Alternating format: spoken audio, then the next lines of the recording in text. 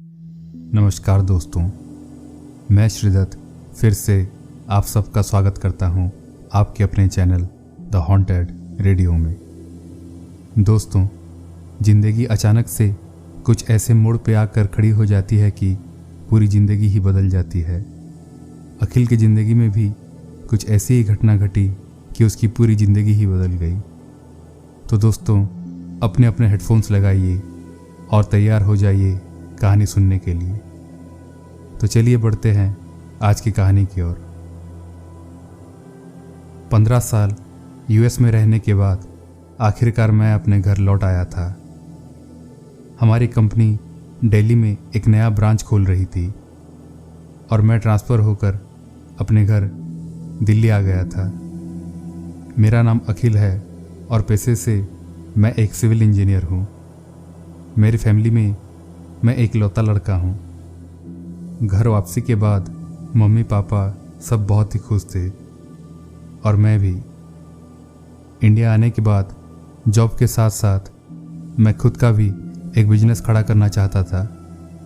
मैं एक stone crusher शुरू करना चाहता था, पर मुझे एक अच्छा प्लॉट नहीं मिल रहा था। फिर मैंने अपने बचपन के दोस्त अरुण को एक प्लॉट ढूंढने को कहा। करीब 2 महीने ढूंढने के बाद अरुण को हमीरगढ़ के पास एक अच्छा प्लॉट मिल गया। एक दिन मैं और अरुण उस प्लॉट को देखने गए। प्लॉट ज़बरदस्त था, बिल्कुल वैसा था जैसे मुझे चाहिए था। उस प्लॉट का मालिक हमीरगढ़ का ही रहने वाला था। प्लॉट देखने के बाद मैं और अरुण हम दोनों उस मालिक के घर चले गए डील फाइनल करने। वहाँ से वापस आते वक्त हम दोनों दोबारा प्लॉट पे रुक गए और कुछ इधर उधर की बातें करने लगे। तभी एक अजीब सा बूढ़ा हमारे आगे आकर खड़ा हो गया। तब शायद शाम के 6 बज रहे थे, अंधेरा हो चुका था। मैंने अरुण को उस बूढ़े की ओर इशारा किया। अरुण ने बूढ़े की ओर देखा और कहा, ओ बाबा, क्या हुआ, कुछ चाहिए था क्या? वो बूढ़ा धीरे धीरे हमारे पास आया और मुस्कुराते हुए कहा, मुझे कुछ नहीं चाहिए, पर हाँ, तुम्हें मदद जरूर चाहिए। ये कहकर वो बूढ़ा पता नहीं कहाँ चला गया। हमें लगा शायद वो पागल होगा। फिर हम दोनों घर वापस आ गए। पर उस रात मैंने एक बहुत ही अजीब सपना देखा। सपने में मैंने देखा मैं रात को उसी प्लॉट में खड़ा हूँ और मेरे सामने एक बहुत ही बला की खूबसूरत लड़की खड़ी थी और वो मुझे अपने साथ बुला रही थी। इतना खूबसूरत चेहरा मैंने अपनी पूरी ज़िंदगी में कभी नहीं देखा था। सुबह नींद से जागने के बाद भी मुझे वो चेहरा एकदम से याद था। वो सपने वाली लड़की का चेहरा मेरे दिलो दिमाग में एकदम छप गया था। फिर ज़मीन खरीदने के बाद कुछ ही दिनों में क्रशर का कंस्ट्रक्शन काम उस प्लॉट पर शुरू होने लगा और कुछ ही दिनों में क्रशर स्टार्ट भी हो गया। बिजनेस काफ़ी अच्छा चल रहा था, पर कुछ महीने बाद वहाँ रात को कुछ अजीब घटनाएं घटने लगी। क्रशर में रात को रहने वाले 2 लोग अचानक से कहीं गायब हो गए। पुलिस ने पूरा इलाका छान मारा, पर उन दोनों का कुछ भी अता पता नहीं मिला। कुछ ही दिन बाद एक और मजदूर भी वैसे ही गायब हो गया। फिर से छानबीन हुई, पर इस बार उस तीसरे आदमी की लाश जंगल से बरामद हुई। लाश की हालत ऐसी थी जिसे देखकर अच्छे अच्छों के भी होश उड़ जाएंगे। लाश बिल्कुल कटी फटी हुई थी। उसका सर, हाथ, पैर सब कुछ कटकर अलग पड़े हुए थे। पेट की आंतें भी बाहर बिखरी पड़ी थी। ये सब देखकर हम सबको लगा ये किसी जानलेवा जानवर का ही काम होगा। फिर कई महीनों तक क्रशर को सील कर दिया गया। मेरा काफ़ी नुकसान होने लगा था। इन सब से मैं बिल्कुल तंग आ चुका था। एक दिन शाम को मैं वहीं अपने क्रशर की ओर गया हुआ था। मैं वहाँ बैठकर कुछ सोच ही रहा था कि तभी मुझे पीछे से एक आवाज़ आई। बोला था ना, तुम्हें मदद की ज़रूरत पड़ेगी। ये सुनते ही मैं पीछे पलटा तो देखा एक बूढ़ा आदमी खड़ा था ये वही बूढ़ा था जो प्लॉट खरीदते वक्त मुझे और अरुण को मिला था। मैंने थोड़े चिढ़ते हुए कहा, कौन करेगा मेरी मदद? वो बूढ़ा बोला, तुम्हें ही अपनी मदद खुद करनी पड़ेगी। मैं कुछ कहता उससे पहले ही वो बूढ़ा अचानक से मेरे पास आकर खड़ा हो गया। मैं तो बिल्कुल ही चौंक गया। वो मुझसे पहले करीब 20 मीटर दूर खड़ा था, पर अचानक से मेरे सामने आ गया। तब मुझे पता चला कि ये कोई आम इंसान नहीं है। अब मुझे थोड़ा डर लगने लगा था, पर उसने कहा, मुझसे मत डरो। फिर उसने उन तीनों मजदूरों की गुमशुदगी की कहानी सुनाई। उसने कहा, ये ज़मीन जहाँ तुम अपनी फैक्ट्री चला रहे हो, ये एक शापित ज़मीन है। यहाँ 3 निशाचों का वास है। उन्हीं 3 निशाचों ने ही तुम्हारे मजदूरों का शिकार किया है। अगर तुम्हें सब कुछ ठीक करना है तो सबसे पहले तुम्हें उन तीनों निशाचों को ख़त्म करना पड़ेगा।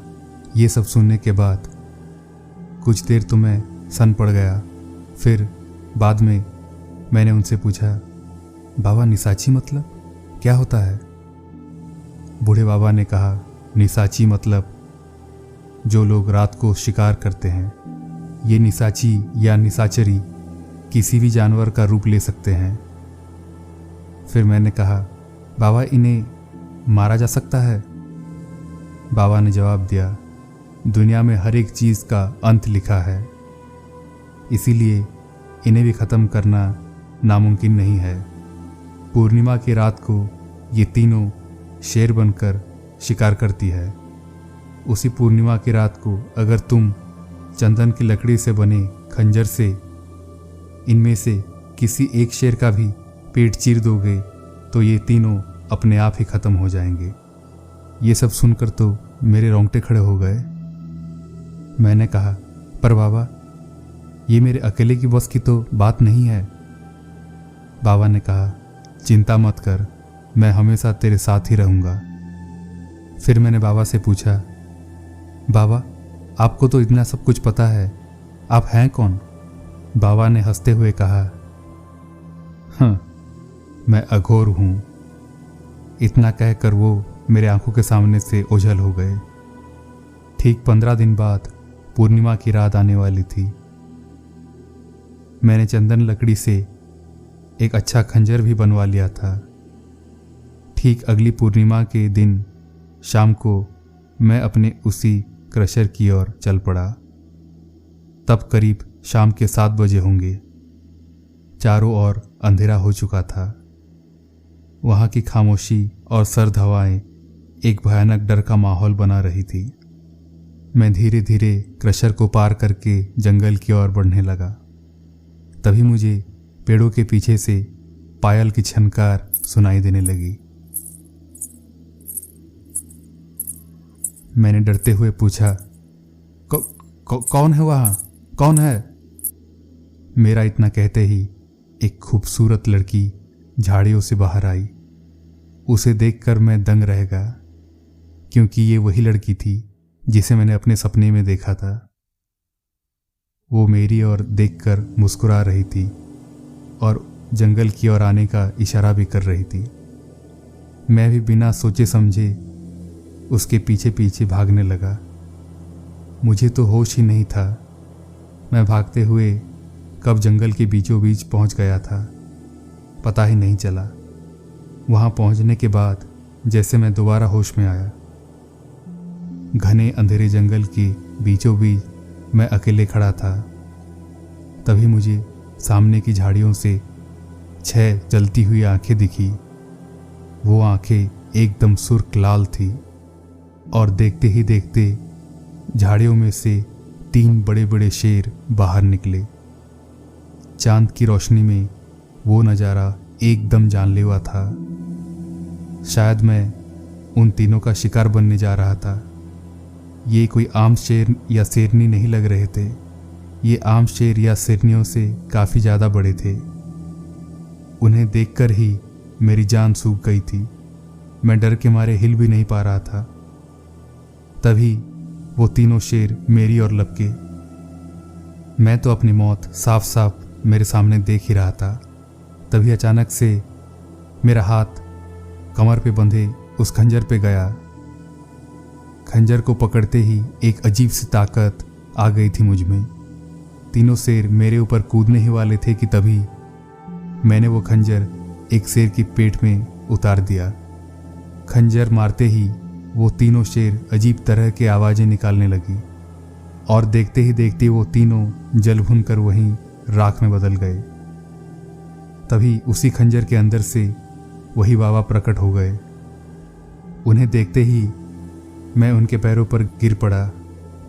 तब मुझे पता चला कि वो बाबा एक दिव्य आत्मा थे।